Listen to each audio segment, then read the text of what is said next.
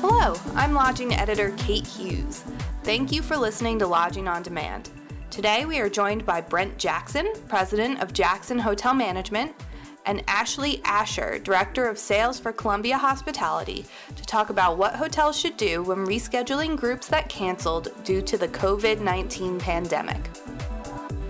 So, many hotels have had groups cancel as a result of the COVID-19 crisis. First and foremost, how should hoteliers be responding when groups cancel at this point in time? Brent, why don't we start with you? Sure. Thank you for the question. Let me start by saying that our organization has really made every effort to reschedule or postpone group business instead of canceling it. But in either case, whether it's a cancellation or a postponement, I think first and foremost, all of our hotel teams just need to show compassion, have a real conversation with each group organizer, listen to them when they speak about the challenges with their upcoming event. We always preach in the hotel industry to have empathy when dealing with our guests, and we feel this. So now more than ever is an important time to have that empathy. But the biggest takeaway really is we don't know when COVID's going to go away. We don't know if it's going to come back. We don't know if there will be a vaccine or when there will be a vaccine. So the biggest thing that we can do is just be flexible with our groups, maintain communication with our group coordinators, do our best to keep them informed with updates related to our local or regional or statewide travel orders. And then obviously when we've had groups that have rescheduled their business, we've made every attempt at our hotels to keep their deposits or keep their prepaid room rates and roll them over into the new event or to the new event window. And that helps us with our hotel cash flows, helps us keep payroll coming to our employees and things of that nature. But again, we have stressed to our teams to have empathy because obviously our guests are facing similar financial crises of their own or at their companies or with their groups. And so our teams are empowered, as they always are, to provide refunds when it makes sense to do so, even for postponed or rescheduled business. And Ashley, how about you? Well, I will echo a lot of what was just said, and thank you again for allowing me to be here. And as was just stated, there simply isn't one straightforward answer in how we should be handling this. Columbia Hospitality, we take a customized approach to every group and event. Client-based selling is our mantra, and the sales team has taken this fundamental approach. We just talked about how every guest has a group that is different in size, scope, and unique requirements. We work with meeting planners, obviously, brides and grooms, lots of weddings that are happening right now. And everyone does have a different interpretation of what the impact of this pandemic is. Our approach is to review on a case-by-case basis. What we choose to do today with each one of these relationships will have a ripple effect on who will want to continue to do business with us in the future. I really look, and the team really looks at two factors. When is the date of the event? What is the opening approach in that state? And what are the gathering ceilings? How many? Who are the attendees? You have corporate attendees, association, there's community events, weddings, and every one of these constituents, they feel different about attending. There is definitely a human element in what is happening, and how we approach people will have a lasting positive impression. Beyond having compassion, how can hotels go about rescheduling this group business when, as Brent said, no one knows how long this is going to last? Should they be shooting for those proposed dates in the fall, or should you be letting the client take the lead? Ashley, what do you think? Well, absolutely, flexibility, right? I mean, in speaking to many clients over the past weeks, they want understanding, options, flexible solutions. This is very personal. Columbia Hospitality, we look at the information that we do know today, which of course we're all dealing with the state guidelines for gatherings, but listen to the guest, address their specific needs. The team needs to understand that what we may be doing today, we may have to do all over again tomorrow. For today, the three top contractual considerations is, one, allowing the reschedule without penalty within the next 12 months, allowing flexibility with the number of anticipated attendees, even if that differs from the original estimation. Offer virtual alternatives and always have a plan A and plan B, depending on what the government regulations are. We've also been requested and we're adding COVID-19 contractual language and also offering reduced liquidated damages for cancellations. Brent, how about you guys? Yeah, I'm going to echo that. One thing that we had not started doing, but a great idea that Ashley just had, was about adding the COVID-19 or coronavirus-based language into future contracts. Again, we don't know if this is going to be a recurring annual issue that we'll deal with, if the new normal will be cold and flu and COVID season, but it's fair to plan that that might be the case. At this point, Jackson Hotel Management is really pushing that if a group cannot keep their contracted date, we're trying to push them out to a new window within the next 6 months to a year. We're recommending that the best thing that each hotel salesperson can do is just to get the group to commit to a new date on the books somewhere. Even if this might have to be moved again, should things not get better or should this become cyclical, just having that business on the books that we can do our best to forecast around that and do our best in revenue management based on that potential. The other thing that we're recommending to our sales teams is to revisit our annual group business. That's going to fall again during the late winter, early spring window of 2021. While again, we don't know that this is going to be an annual issue that we'll deal with, I think it's reasonable to assume that we should plan as if it will be, and that this issue will resurface again in a year. And so having these discussions now for rooms that are committed a year from now, we felt was a pertinent thing for us to do and is a real focus of our internal sales efforts right now. That kind of brings me to my next question, which is what happens if a group cancels during what is now the shoulder season? Because for a lot of hotels right now, um, it isn't necessarily peak, depending on where they are in the country. And a lot of people do schedule groups around that. That's why you have meetings in Chicago in February. It's not as expensive. But if someone needs to reschedule for later in the year, but they already have their rate locked in, how can a hotel kind of juggle that so that they're not losing money by rescheduling these groups during peak season, but are still respectful of the fact that they originally scheduled during what would have been a less expensive time? So, Ashley, have you encountered that at all? And have you had to take any steps to not fix, but get everyone on the same page? No, of course. Transparency and honesty have really gone a long way in this respect. Our team offers options. So based on the specific excuse me, our team offers options based on the specific requirements of each group, and we listen to that. The three options typically asked by the guest that we consider, right? Offering the flat rates from 2021 from the same time frame, and even some associations that are looking to go into 22, what that looks like. Openness about the date change rates and communicating up front, determining if there is any cancellation charges or penalties for moving.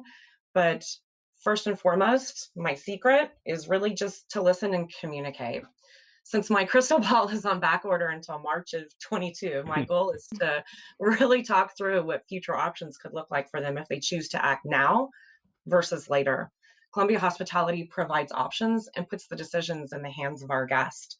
So as we've been talking about, providing that option ABC approach, and then looking based off of availability, that's the way that we're proceeding. And Brent, what about for you? I loved the words that Ashley used, transparency and honesty, in everything related to COVID-19. I think those are two very fair words to keep on the tip of our tongues than to regurgitate to our teams as much as possible, because being transparent about what we're doing and why we're doing is super important, um, because our guests understand we're not having as much staff to guest interpersonal touching and handing over of keys. We've reduced what we're doing for breakfast at many of our hotels, and the guests are understanding of that. And the reason the guests are accepting and understanding of that is because of our transparency and our honesty with them, that we're doing this for everybody's mutual benefit. So I absolutely think that has a place in the sales process too. I think the biggest thing to consider when discussing, moving potential shoulder season business into, a peak season window, is that it's all very much market based. That's the big takeaway. I think it's reasonable that a hotel would decline moving a shoulder season golf group at a resort or a beach location to the 4th of July weekend, which may be the new kickoff weekend for many of our beach properties. So the guest we just have to explain to the guest and be honest and transparent with them as to why we cannot accommodate that move, and why it just doesn't make mutual sense for us to do that. But maybe a hotel at an airport would be able to do that and then some, because there's a reasonable expectation that the airline industry will suffer, and therefore airport hotels might have more flexibility to be able to accommodate that. So it really is going to have to be a market-based, case-by-case decision that there's no one answer to. With that said, salespeople should also have a good idea of what their forecast looks like for the next 6 months to a year, because what was once a high demand period may not be the same high demand period this year or even next year. So again, to what Ashley said, there's no crystal ball that's going to tell us what to do, and we're all going to make some mistakes along the way. But I think as long as we're being transparent and honest, the guest will appreciate that, and we'll all end up at a positive place together. Looking ahead to when things do start to open back up and groups start to go back to hotels, what steps should hotel staff be taking to ensure cleanliness, and how can they be supported when it comes to these groups? So, Brent, why don't you continue? I think it is important to stress that the hotel industry, especially branded hotels, have historically done a very good job at cleaning our hotels and maintaining a sanitary environment. But maybe we haven't done a good enough job of marketing this to our customers. Most, if not all, brands have an internal cleaning program that comes with a promise to our guests, but it's not something that we are marketing in our advertising campaigns very much, or really telling the guests about historically. It's almost like we've historically done our cleaning in the dark at times when the guests weren't around. And maybe you'll see some hotel chains or individual hotels that have made a conscious effort to do cleaning at high demand times and in front of the guests, as a way of comforting them to the fact that we are doing this cleanliness. I think the hotel industry will rethink just about everything, every aspect of the guest stay experience, to validate whether or not it's still relevant. Items like pins and pads in the guest rooms, guest directories, maybe even coffee pots in the guest rooms will go away and be eliminated, and there'll be a further shift to finding new ways to bring technology into the stay experience, keyless room entry, or removing touch from the guest experience, things like touchless door handles where you use an arm hook or a foot hook. And even the check-in and check-out experience will likely shift further away from a human-to-human experience, and into a new socially distanced, acceptable way of interacting with our guests. And I know, Ashley, you have a bit of a different perspective on the sales side. How do you see things changing to make not just on the cleanliness side, but also making guests feel more comfortable about going to the hotel? That's a great question, and I just wanted to go back to a comment that was just made, is that we haven't done a good job on marketing, because it is expectation of cleanliness in hotels. We have always been known as clean experts, right? And able to combat any situation that comes our way. I think, we continue to analyze guest survey scores and meeting scope surveys to make sure that we're always provoking conversation in order to be able to do it better. I think there's a part of this that we're going to have to learn along the way, but it's it's talking to each particular group. We'll have to rethink what exhibits look like, what buffets look like, what prepackaged grab and go food looks like. There's 6 foot social distancing. We're going to have to redo capacity charts and really take a look at every aspect of, what does a event look like serving, right? With masks and gloves, and really taking every single one of those touch points and every single one of those aspects into consideration as we move through this and really learn on what governmental standards are. There was a bride and groom that asked, can we have dancing at our wedding, right? There's questions that are going to continue to come up that we'll just have to focus on along the way. My last question for you guys is just in general, how can the hotel industry make guests feel better about traveling when they're likely to be skittish? Ashley, what do you think? Well, outside of producing a vaccine, I'm not certain there's a direct answer to this question. In my role at Columbia Hospitality, I represent multiple properties, and I have the opportunity to interact with clients and team members daily. I think give grace. We are in the hospitality industry and about people, and this involves being human and connecting. We have to ask questions, listen, build relationships, and provide solutions and be able to pivot as needed. Any hospitality and travel company can provide all of the redefined aspects of their business, as we've been talking about cleaning, sterilizing, social distancing, and service standards all wrapped up in a bow. But at the end of the day, it's really going to be a personal decision on if someone is comfortable traveling, being around others, and what their current personal situation is at home. I think there is a lot of different aspects to be considered, and what this human and personal um, effect is on each and every one of us. Great. And Brent, how about you? Yeah, I think this is just about honestly communicating to our guests what we're doing to protect them and to promote a clean and sanitary guest experience. I do believe that we're going to see the hotel industry have a number of new certification companies pop up that will be offering to certify that the hotel is meeting certain sanitation levels or following best practices, something that the hotels will be able to market to their guests via some sort of a marker banner on the websites or a decal on the door, something in the same vein or similar to LEED certification for green certified hotels and buildings. So I think we'll see an increase in that, and I think that you'll see the brands and individual hoteliers that will seek out these companies in order for us to do our best to assure the guests that we have their health and safety in mind.